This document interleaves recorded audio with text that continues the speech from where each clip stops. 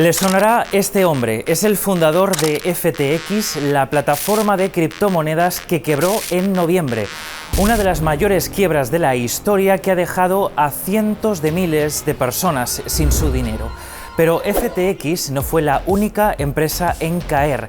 Se trató de una cascada de quiebras de la que se salvó Binance, que ha ganado incluso poder. La pregunta que nos hacemos es ¿por qué la crisis nunca llegó a los bancos? ¿Cuántos bancos tienen realmente negocios con las criptomonedas? Hablamos con economistas y expertos del mundo cripto para entender primero por qué las empresas cayeron como piezas de un dominó y para entender también por qué los bancos salieron de esta crisis sin un rasguño, a pesar de que las criptomonedas son cada día más y más populares. Bienvenidos a Plaza Frankfurt.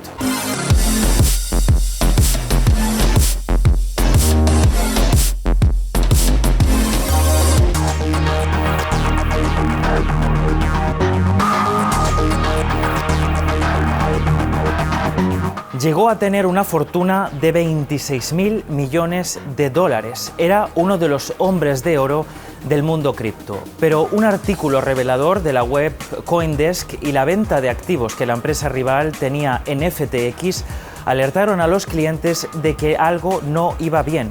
Los clientes empezaron a retirar mucho dinero en poco tiempo y FTX entró en bancarrota. Quedó al descubierto entonces la falta de control financiero en esta empresa y también la falta de liquidez. La quiebra dejó a más de 1 millón de personas en pérdidas. De momento no han podido recuperar su dinero, pero hay más. FTX y su empresa hermana Alameda tenían cuentas pendientes con otras empresas del sector. Comenzamos entonces a ver más claramente las conexiones que se habían creado entre estas empresas cripto. The crypto world has basically set itself at a separate area where they also interact with clients, maybe with borrowers.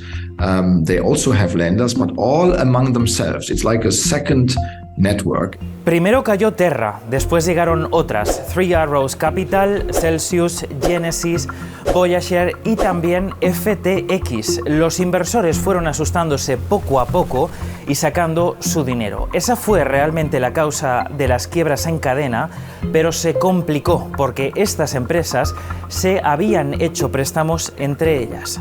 Las empresas cripto han creado su propio universo. Genesis actuaba como una especie de banco, hizo préstamos a Three Arrows Capital y a Alameda. Tras la quiebra de sus dos clientes, Genesis anunció que se declaraba en bancarrota en enero. Pero ¿por qué crearon créditos entre ellas? It is very costly for the crypto sector to take money from the classical sector because they ask for very high collateral and for very high interest rates. Es decir, les salía bastante más caro llamar a la puerta de un banco. Caro y también hay que decirlo, más difícil. Enseguida vemos lo que nos explicó una de las analistas del Deutsche Bank Research, pero antes decirles que las empresas cripto necesitaban fuentes fáciles y baratas de dinero porque se habían comprometido a dar unas ganancias muy altas. Eso atrajo mucha atención y les permitió crecer muy rápido. La caída en cascada de algunos de los nombres más importantes ha dejado una herida en todo el sector, algo que ha salpicado a otras empresas cripto. Esto nos decía el director de comunicación de Bit2Me. Nosotros no podemos controlar lo que hacen otras empresas en el sector ni lo que hacen otros actores de esta industria. Entonces, es una lástima que haya sucedido este evento con FTX recientemente y que haya tenido un impacto negativo en toda la industria, pero nosotros también nos quedamos con la parte positiva y esa parte positiva es que los reguladores y los supervisores han visto la necesidad y un poquito la urgencia de tener un marco regulatorio común para todos los actores que tratamos de construir una infraestructura alrededor de esta tecnología. ¿Para qué? Para dar seguridad a los usuarios.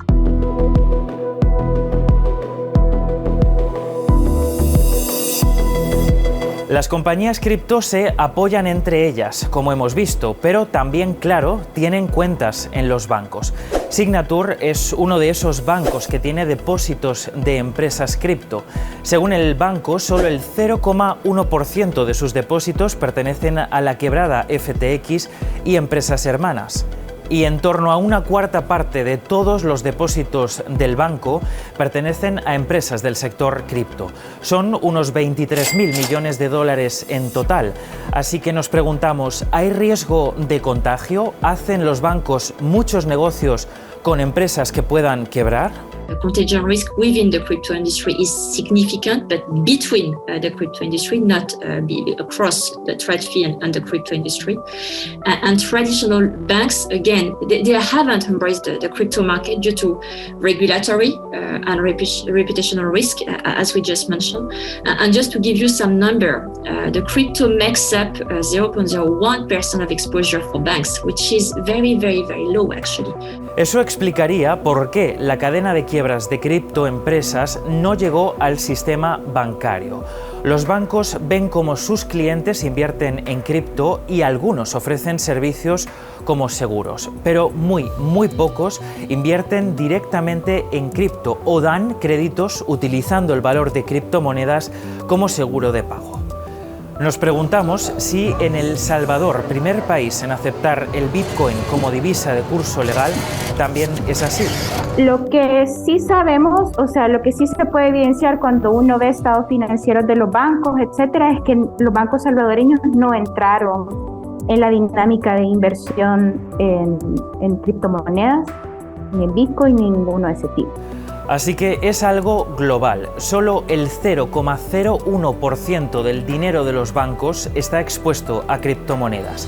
De 182 bancos analizados por el Comité de Basilea, solo 19 tiene algún vínculo con las criptomonedas, sobre todo custodiando carteras digitales o en dinero de las cuentas de los clientes.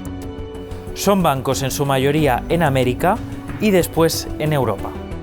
Pero ¿por qué? ¿Por qué en todo el mundo la exposición de los bancos es tan baja al cripto todavía a día de hoy?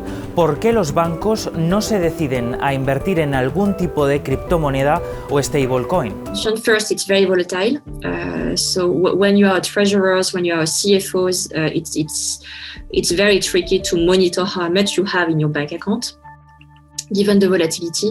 And the second risk, again, it's the fact that we don't have regulation. We are unsure how to treat cryptocurrencies if something were happening. And the third risk that I would say is all the risks that we are seeing.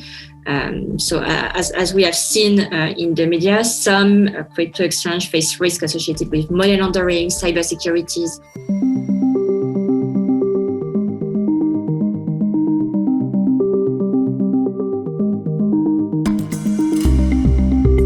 En la Unión Europea, las cosas podrían estar a punto de cambiar. En las instituciones europeas se cocina una ley que se espera para principios de 2024. Esta ley pondrá normas para poder operar en territorio europeo, condicionándolo a mejores medidas de control financiero en estas plataformas. MiCA son las siglas en inglés de la legislación que unificará finalmente las normas que diferentes países miembros tenían hasta ahora para las empresas cripto, lo que reduciría la incertidumbre legal de la que siempre se quejan los bancos y podría estimular la concesión de créditos al sector cripto. La pregunta es, ¿podría la Unión Europea evitar quiebras como la de FTX? ¿Qué contendrá esta nueva legislación en este sentido? For example, that those companies offering crypto services to European citizens are required to keep these crypto assets in separate accounts, in segregated accounts, such that the Bitcoins and Ether and so on, that they are not in the balance sheet of the company, right? So you have the company business model like a crypto exchange, and then your customer funds, they are basically outside the balance sheet in segregated accounts. Esto evitaría lo que ocurrió en FTX. El dinero de los clientes de FTX no estaba separado del dinero que la compañía utilizaba para otros de sus negocios. De hecho, FTX habría utilizado miles de millones de dólares de los clientes sin su consentimiento para hacer préstamos a su empresa hermana, Alameda. Ahora, todos los ojos están puestos en Binance, que recibe más clientes desde la desaparición de FTX. Según publica el diario Financial Times, el 55% de las compras de criptoactivos pasaban en enero por Binance, un incremento del 7% respecto a noviembre. Estos datos originales de CryptoCompare demuestran que Binance habría sido la mayor beneficiaria de la crisis en el mercado cripto. Las autoridades en Estados Unidos han aumentado la vigilancia de esta plataforma, prohibiendo, por ejemplo, la emisión de BUSD, la tercera mayor stablecoin del mercado y emitida a través de Paxos, una plataforma en la que Binance delegaba, podríamos decir, la función de emitir al mercado esta stablecoin. Esto hace que muchos estén ahora preguntándose si veremos más quiebras en el mercado cripto. No descartaría que podamos ver en el futuro nuevos tipos de quiebras de este tipo de plataformas, sobre todo de aquellas que están menos vigiladas y menos controladas por los supervisores. De aquellas más grandes, es cierto que últimamente los supervisores cada vez van a tender más a intentar regularlas, intervenirlas y un poco monitorizarlas para que no se produzcan casos como el que hemos visto recientemente de FTX. Yes, there are still risks for a couple of remaining companies, but I have also done my investigations with regard to Coinbase and with Binance, for example. I would think that there are no risks which would materialize, right? At some point of time, you can assume that all risks have materialized and then no bad business models should be visible because they then already have been thrown out of the market. Bueno, veremos qué pasa, pero lo que está claro es que esta crisis no ha borrado al sector de las criptomonedas del mapa.